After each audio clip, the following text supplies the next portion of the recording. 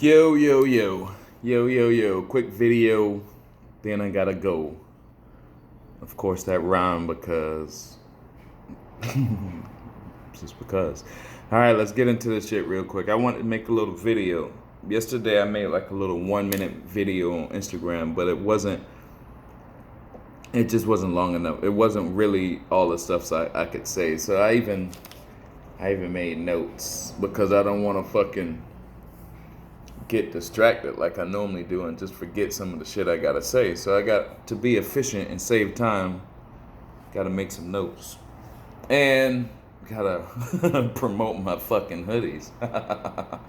Yo, but check this out. Let's get into it. So, people watching this video, people watching this shit, they know me from the Snyder Cut movement, the Zack Snyder movement. And for people who don't know what that is, people who still watching, but really, I don't know how you don't know who that is, but I will explain.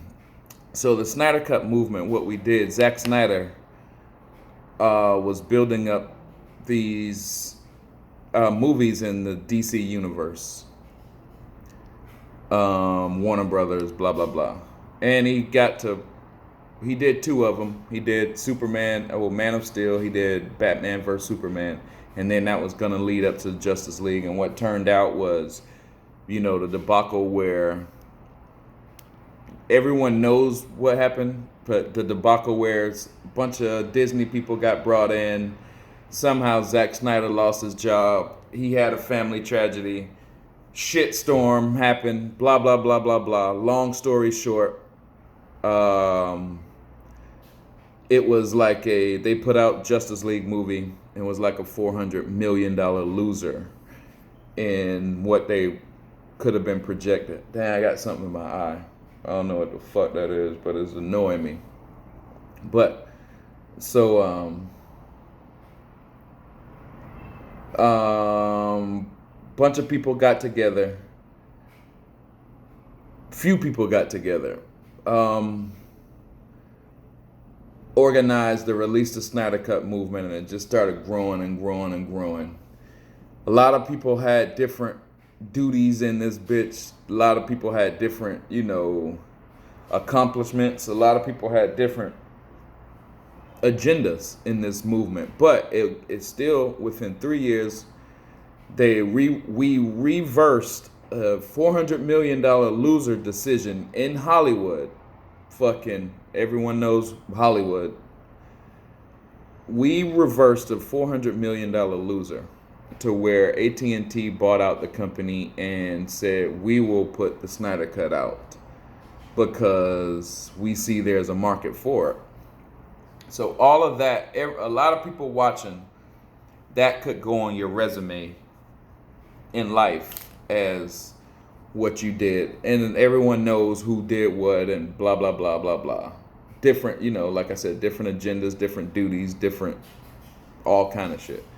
So, but that's on our resume. So now we know a little bit more, or a lot more, because it took us about 3 years. It was like 3 years of fucking just work. It was work, but it taught everyone a lot of shit. And if you were paying attention, you should have learned a lot of shit through this movement. And it's still going. I don't know if this movement could stop. I don't know. It's still going, but the skills and attributes is more what I want to talk about, because I'm now not focusing on like the music industry, or I'm focusing on like black people problems, because that's not it. But a lot of black people problems come through the music industry and they don't know it.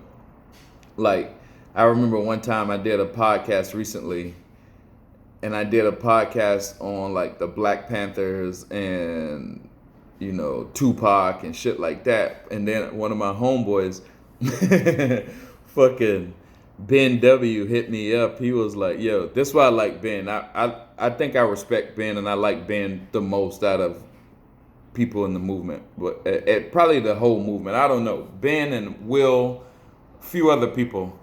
But Ben is up there because Ben will fucking bring it, you know. And Ben was like, "Yo, what the fuck is this shit, bro? This look like some. What you talking about? It's like right out of the Communist Manifesto handbook or some shit like that." And I was like, "No, Ben, pay attention because there's more to that.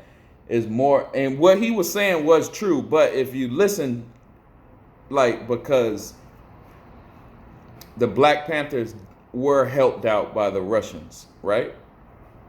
Because the Russians wanted to help the Black Panthers take down the American system at the time.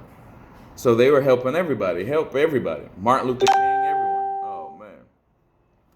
That's how they do it. They fund uprisings, and we do the same shit, you know.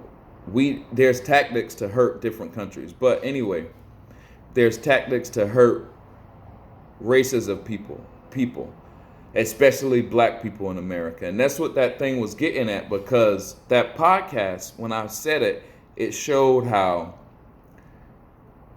you know, the Black Panthers were people putting together like different movements, you know, like the free lunch movement, you know, helping kids out in the neighborhood, in the city. You know, it's kind of like it spawned what gangs now should be. Like, because gangs could be doing the same thing, but gangs are corrupted because now, and it all connects. So now what I was saying in that podcast is going to connect to everything. So what I said about this Snyder Cut shit is because I learned how to get the real point across, the real message across. I learned that shit in the Snyder Cut movement.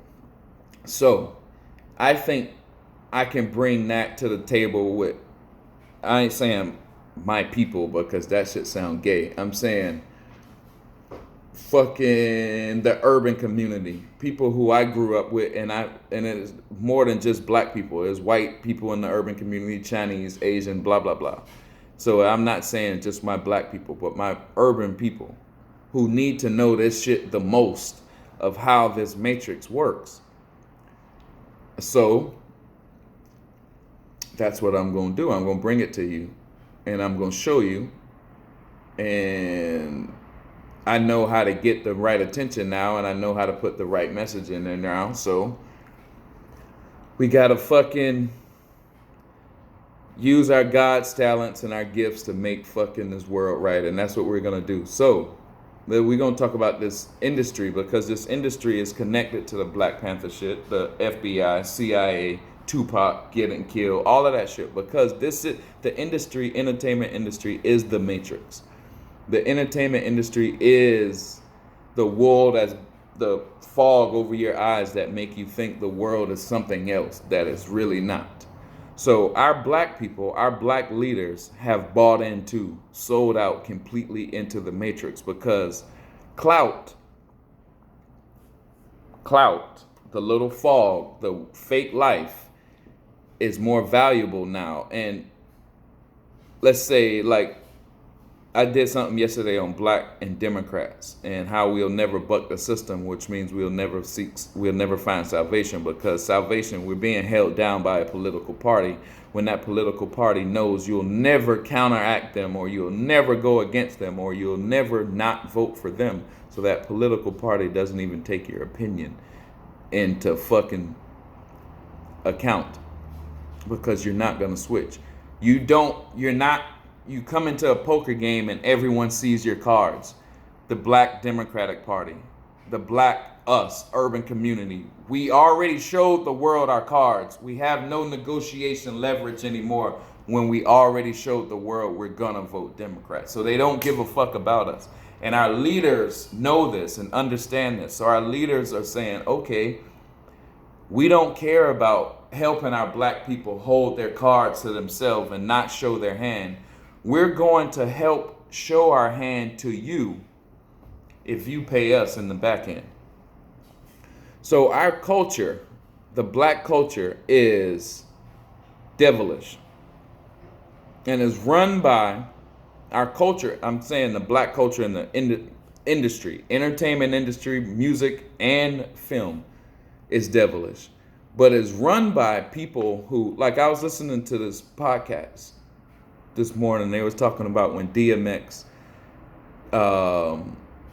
took a bath in goat's blood for his record label shit. Now that people can be like, oh, that's some cool shit or blah blah blah. That's some devilish shit, but it's energy. It's because blood is energy.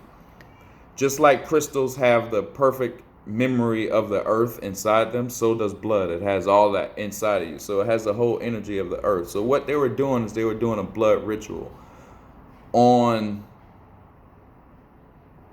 that record label, on that record CD. And it's being pumped to our people. And the blood ritual is basically to attach a fucking negative influence or a negative spirit into that particular piece of art that's gonna give to 1 million people. Because the country needs to fall. So the people who own the record labels are not representing this country. They're foreigners who wants to influence the people of said country, targeted country, with some devilish shit. So they promote and they package and they sell the devilish shit to the people who they want to fall. So that's what we're realizing is the industry. We're waking up to see that as it is right now. All these people are talking about all these child sex trafficking in both industries, fucking drug dealing, mob hits, murders, fucking all this shit, blood rituals, all this shit, homosexual activity, secret societies, all of this shit is in our industries, especially our black industries. But they pull a wool, they do magic over your eyes where you think those are the cool guys. You think those are the guys who you're supposed to look up to. So you start doing and emulating what they do, but you don't, not only you're doing it because you see it and you ingest it into your body and you ingest it into your fucking diet, but they put a ritual on that shit also. They put a ritual where you have to see it. So when someone makes a CD, it's full of rituals because it's not, yo, they're not advertising to someone. They're not singing about some shit that they want to sing about. If you want to sing about something, you sing about some emotional shit like Adele or Alicia Keys, and it's going to resonate with other people's emotions. So you can take the Zodiac. All 12 signs of the Zodiac is going to have a different emotional output when that CD drops. You make 12 different songs from all those emotions. Bam, you put it out. You have an Adele, Sam Smith, Alicia Keys, blah, blah, blah. Those are the shit that resonates with you the most because it's resonating with your blood. It's resonating with an emotional output, a vibe or a frequency. You call it a vibe, but it's your blood. The people putting the shit out, they know this. The people, our leaders bringing us into this game, they know this also. Nobody say nothing. Don't nobody say nothing because the clout bag, the bag for clout is more important than actual salvation to a lot of people because a lot of people really don't give a fuck about none of us. They came in this bitch as gangsters, drug dealers, and killers, and they are still gangsters, drug dealers, and killers to this day, no matter how they dress up and try to act like, oh, we got a Bentley, we doing this big business. No. They doing whatever they fucking want to do, whatever they can do, not wanting to do, because none of them can do what they want. They're doing whatever they can do to succeed completely, whether it's some fucking devilish ritual that they know they're going to put out to everyone in their urban community. And they know they're going to put it out. They know they're going to fuck you up with your bad vibes. They know this shit. They know your leaders are not going to help you. They know this shit. And they still push it out as long as the bag is big enough. This is the system that we are all fucked up. The Matrix is the entertainment industry, music and film. And until we figure out this system and complete, we are going to be fucked. Our mind, body, and soul is going to be fucked. So that's what we're talking about now. We look at this dude, Dan Brazil or Bazilian, whatever the fuck his name. He's coming out because now he's getting clowned. He's getting clowned because all his shit is coming up to be fake. All his Instagram clout, he was putting a bag over your eye for clout. But what was he really doing? He was doing fake shit, but he was selling merch. The merch had a goat's head on it. What did DMX lay in? Goat's blood. What's the major trending word of the day? GOAT. Who's the fucking goat? This is not no fucking coincidence, guys. What you put in, you're gonna put out. They know this shit. I know this shit. But I ain't gonna fake it. I'm gonna help y'all boys because I know how to do this shit. That's why they know me. They're talking shit. They're scared because I'm arriving to this bitch. I hate to say it like that, but I'm gonna say a word from a watchman. Y'all are not fucking, I'm not stuck in here with y'all. Y'all boys are stuck in here with me. Yeah, bitch.